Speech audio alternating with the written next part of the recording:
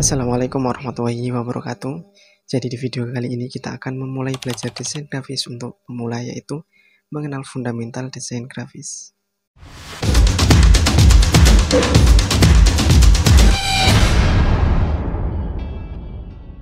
Hai, nama saya Muhammad Arif Hidayatullah, bisa dipanggil Arif. Kalian pasti bertanya, apa sih fundamental desain grafis itu? Oh ya, sebelum kita masuk ke videonya, bagi teman-teman yang baru bergabung di channel ini, silahkan langsung subscribe channel ini.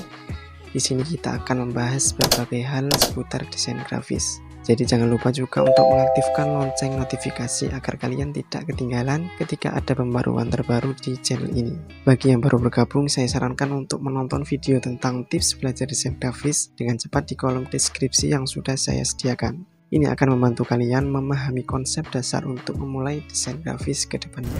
Jadi pada dasarnya, jika kalian ingin belajar sesuatu, pasti belajar mulai dasarnya dulu. Sama halnya kalau kita ingin belajar desain grafis, kita harus memahami tentang fundamental desain grafis. Berbagai hal yang kita anggap sepele tapi sebenarnya sangat berperan penting dalam pembuatan desain grafis. Jadi pengertian sederhana dari fundamental desain grafis adalah gabungan dari setiap elemen seperti garis, shapes, font, atau tekstur. Setiap elemen ini mempunyai makna yang berbeda namun saling terikat satu sama lain untuk menciptakan sebuah karya desain grafis. Oke, mari kita bahas elemen-elemen desain grafis yang menjadi dasar pembentukan suatu desain. Yang pertama ada titik ataupun poin. Titik adalah elemen terkecil dalam desain grafis. Ini adalah lokasi dalam ruang dua dimensi yang tidak memiliki dimensi. Titik digunakan sebagai elemen dasar dalam pembentukan elemen desain lainnya. Contoh dalam desain, titik dapat digunakan sebagai elemen untuk membuat pola ataupun membentuk garis. Contohnya, dalam ilustrasi, titik dapat digunakan untuk membuat bintang pada langit malam. Yang kedua, ada garis ataupun line. Garis adalah serangkaian titik yang dihubungkan. Ini adalah elemen dasar yang membentuk bentuk dan memberikan arah dalam desain. Garis dapat memiliki berbagai panjang, ketebalan, dan bentuk. Contohnya, garis dapat digunakan untuk membuat batas antara elemen-elemen dalam desain, seperti garis di sekitar teks. Di sisi lain, garis dapat digunakan untuk mengarahkan mata pemirsa dalam ilustrasi, mengarahkan pandangan kita ke objek utama dalam sebuah gambar. Yang ketiga ada bentuk ataupun shapes. Bentuk adalah elemen desain yang terbentuk dari garis atau tepi yang menutupi area tertentu. Ini adalah elemen dasar yang membentuk objek dalam sebuah desain grafis. Contohnya dalam logo perusahaan, bentuk dapat digunakan untuk menciptakan bentuk geometris ataupun objek untuk mempresentasikan bisnis atau produk. Nomor 4 ada ruang atau space. Ruang dalam desain dapat dibagi menjadi dua tipe, positif dan negatif. Ruang positif adalah area di dalam objek ataupun elemen, sementara ruang negatif adalah area di sekitar elemen tersebut. Penggunaan yang tepat dari kedua tipe ruang ini adalah kunci dalam menciptakan komposisi desain yang seimbang. Contohnya dalam sebuah poster ataupun iklan, ruang positif diisi dengan teks dan gambar, sementara ruang negatif diatur sedemikian rupa untuk memberikan keseimbangan visual dan menonjolkan elemen-elemen utama.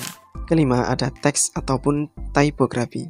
Teks dalam desain grafis mencakup huruf dan kata-kata yang digunakan untuk menyampaikan pesan. Pemilihan font, ukuran, warna, dan tata letak teks sangat penting dalam menciptakan komunikasi visual yang efektif. Contohnya dalam desain poster, pemilihan font yang cocok dapat menciptakan suasana yang berbeda. Misalnya, penggunaan font bergaya tegas cocok untuk poster konser rock, sementara font yang lebih elegan cocok untuk undangan pernikahan. Yang keenam ada tekstur. Tekstur dalam desain grafis mencakup kesan fisik atau visual dari permukaan objek ataupun elemen dalam desain. Ini bisa digunakan untuk memberikan kedalaman ataupun nuansa khusus pada desain. Contohnya dalam ilustrasi, seorang seniman mungkin menggunakan tekstur untuk memberikan tampilan berbulu pada kulit hewan atau ketajaman pada benda logam. Yang ketujuh ada gambar ataupun image. Gambar adalah elemen visual yang tidak memerlukan kata-kata untuk menyampaikan pesan. Gambar bisa berupa ilustrasi, foto, ataupun grafik. Contohnya dalam desain majalah, gambar dapat digunakan untuk menggambarkan berita ataupun cerita tanpa perlu banyak teks. Sebagai contoh, gambar seorang pemimpin politik yang tersenyum mungkin menggambarkan suasana positif dalam beritanya. Dan yang terakhir ada nilai ataupun value. Nilai dalam desain merujuk pada perbedaan antara area yang gelap dan yang terang dalam gambar. Nilai digunakan untuk menciptakan dimensi, kedalaman, dan ketajaman dalam desain kalian. Contohnya dalam ilustrasi ataupun lukisan, nilai digunakan untuk memberikan ilusi volume pada objek dengan mengatur nilai. Seorang seniman dapat membuat bayangan dan sorotan yang memberikan tampilan 3 dimensi pada objeknya. Semua elemen ini ketika digabungkan dan ditata dengan baik, membentuk dasar dari setiap karya desain grafis. Memahami cara menggunakan elemen-elemen ini dengan benar adalah kunci dalam menciptakan desain yang efektif dan menarik. Selanjutnya saya akan menjelaskan lebih rinci tentang prinsip desain grafis.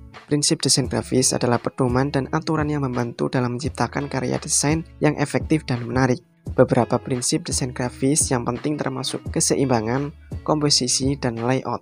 Yang pertama ada keseimbangan atau balance. Keseimbangan dalam desain merujuk pada distribusi visual elemen-elemen dalam sebuah karya untuk menciptakan kesan harmonis.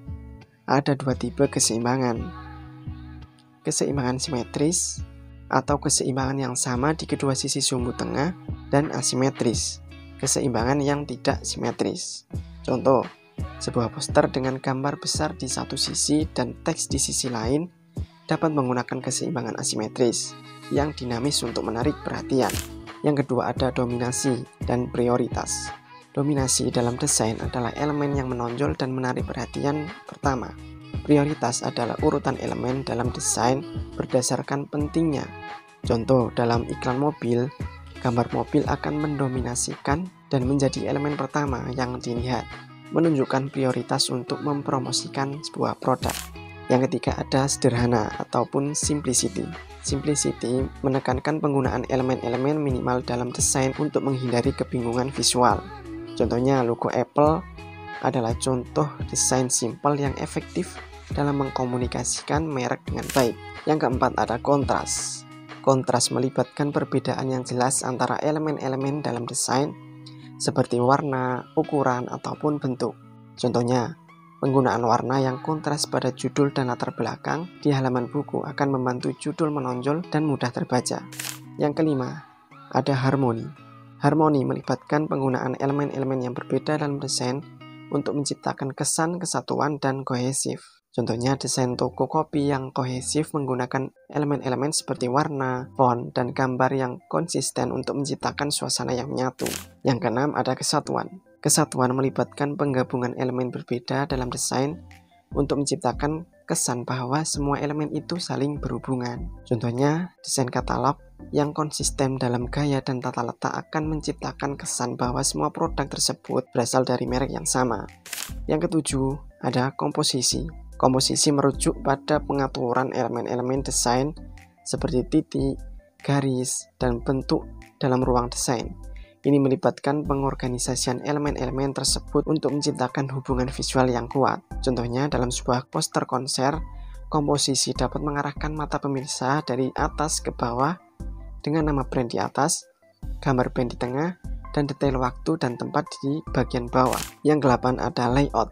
Layout merujuk pada tata letak elemen-elemen dalam desain, termasuk teks, gambar, dan elemen-elemen lainnya. Ini melibatkan pengaturan elemen-elemen tersebut dalam ruang desain untuk menciptakan hierarki visual dan aliran pandangan kita. Contohnya dalam halaman majalah, layout bisa dibagi menjadi beberapa kolom teks dengan gambar yang menyertainya, menciptakan struktur yang mudah diikuti oleh pembaca. Oke, itu tadi pemahaman tentang fundamental desain grafis. Di video selanjutnya, gue akan membahas tips dan trik seputar desain grafis. Gimana caranya mendesain di HP ataupun mendesain di laptop. Jadi jangan lupa like, komen, dan share video ini. Pastikan kalian sudah subscribe dan nyalakan tombol lonceng pemberitahuan. Semoga kalian suka dengan video ini. Semangat belajar dan see you di video selanjutnya. Barakallahu fikum.